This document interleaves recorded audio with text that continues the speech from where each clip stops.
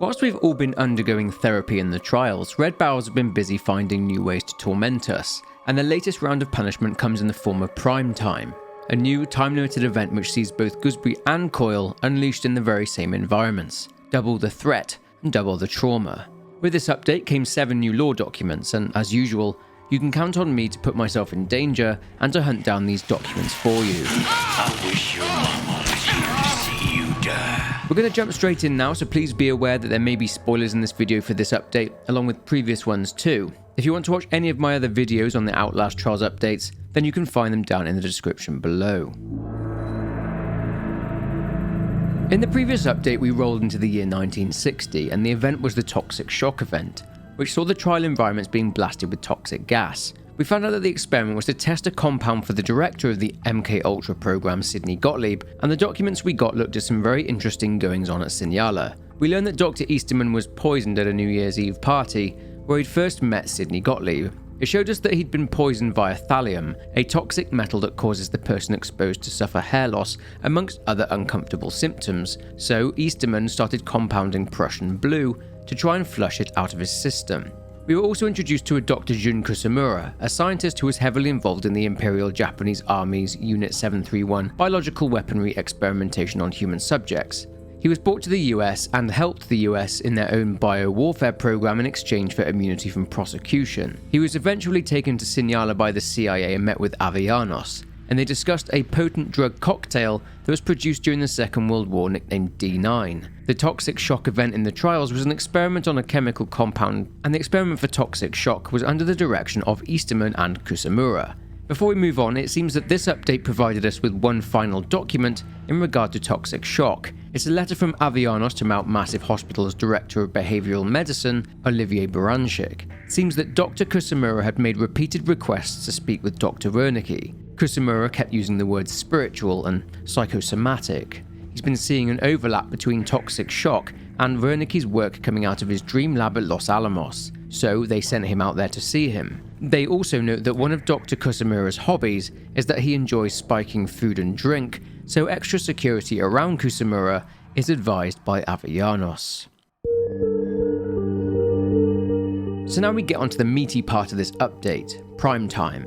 We'll unpack the 6 documents now and look at what's going on with the Prime assets. First, we need to go back a few months to September 1959. Some minutes detail a conversation that took place between Easterman and Avellanos. They're discussing what happened in Cuba, that the CIA or Gottlieb are pinning the reagent's failure in Havana onto Project Lathe. Easterman is naturally pretty defensive, as it's his project, but Avellanos calms Easterman down. Avellanos explains that Murkoff aren't beholden to the agency or CIA funding, that they can find other partners and accounts. Avellanos suggests opiates in Cuba. She's referring to CIA and mafia involvement in Cuba. She speaks about casinos in Cuba. The truth is that Havana itself was a popular place to gamble. The mob at one point effectively ran Cuba. 2 mobsters, Charles Lucky Luciano and Meyer Lansky, transformed Cuba into an empire of crime. In the 1950s, the mafia moved dirty money into Cuba and built casinos and hotels, and this funding allowed the corruption of Fulgencio Batista's administration to grow. Due to social conditions inside Cuba, this gave rise to the infamous Cuban Revolution, and Castro and his rebels overthrew Batista in 1958 and 1959. This was bad news for the mob, as Castro closed down the casinos, meaning that the mob lost a lot of money. The public ransacked the casinos and would throw the casino's slot machines out into the streets, with the casinos being viewed as the US trying to corrupt Cuba itself. This was obviously one of the things that gave birth to the anti-Castro movement on the part of the US and resulted in many covert operations and dark, politically motivated goings-on. One of these was that the mob would work closely with the CIA in their plans to assassinate Castro, and how is that relevant? Well, we get some more information on what exactly transpired in Cuba involving the very first ending we got in Trials. It appears there were 8 communist targets that were to be taken out by the reagent, but the reagent took out 1, and it was the wrong target anyway. These 7 other targets were taken out by someone else, and the CIA know that this person is not affiliated with Murkoff.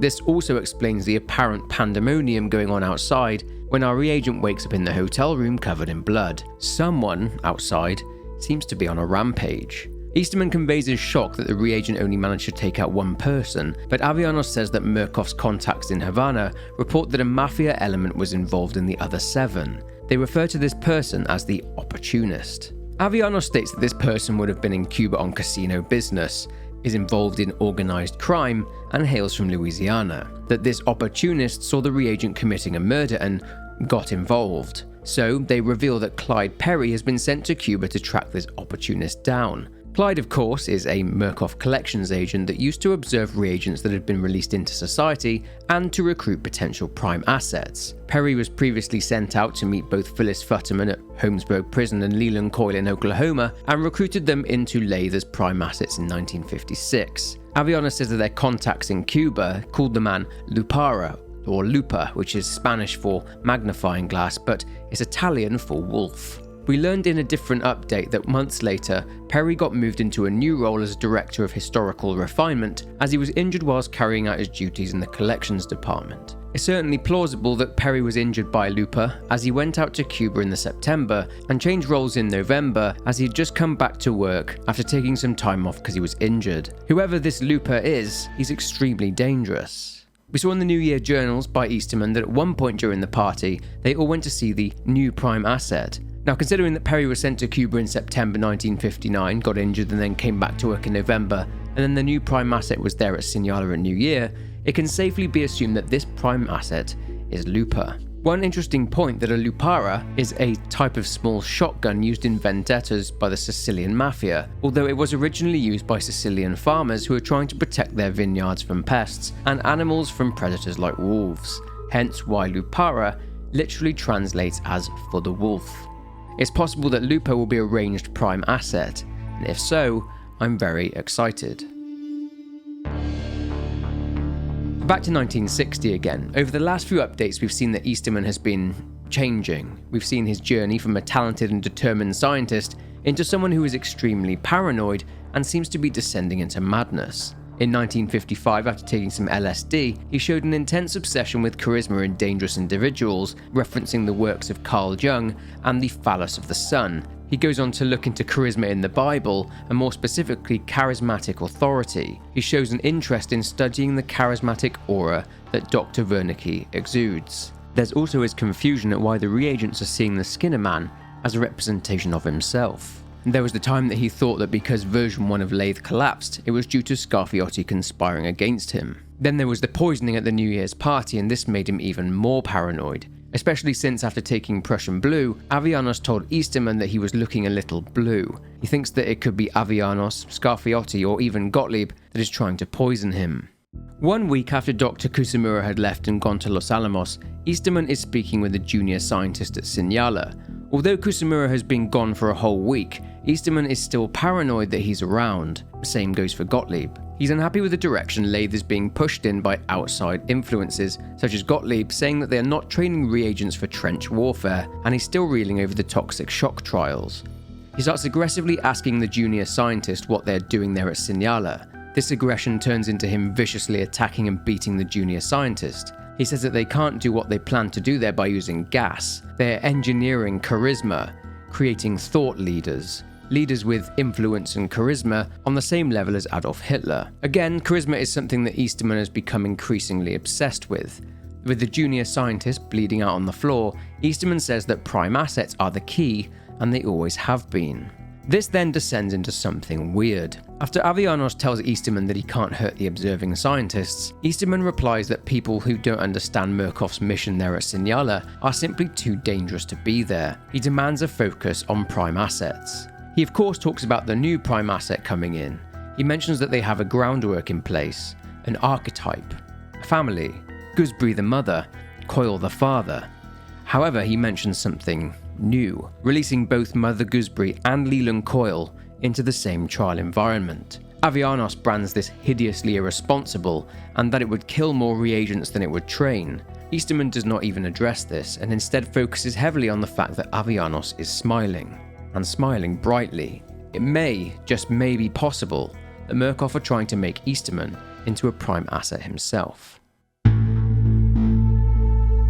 In March of 1960, Noakes, our lovable engineering genius, basically gets threatened by Moses Scarfiotti. You see, the lovely Murkoff staff have decided to increase the voltage of Coil's stun baton. Unfortunately, this means that Coil is now able to sabotage experimental special operations platforms, or ESOPs, or what are more commonly known as rigs. Scarfiotti naturally assumes that this is all Noakes' fault for not building good enough rigs and reprimands him, reminding him that Murkoff don't fire people, at least not in the traditional sense. He says they're trying to create a balance of trauma and opportunity in the environments, and they can't do that if the reagents haven't got adequate equipment. Murkoff tampering extends to Gooseberry's Dr. Futterman drill, which has now been upgraded and inflicts heavy arterial damage and fatal bleeding on the subject.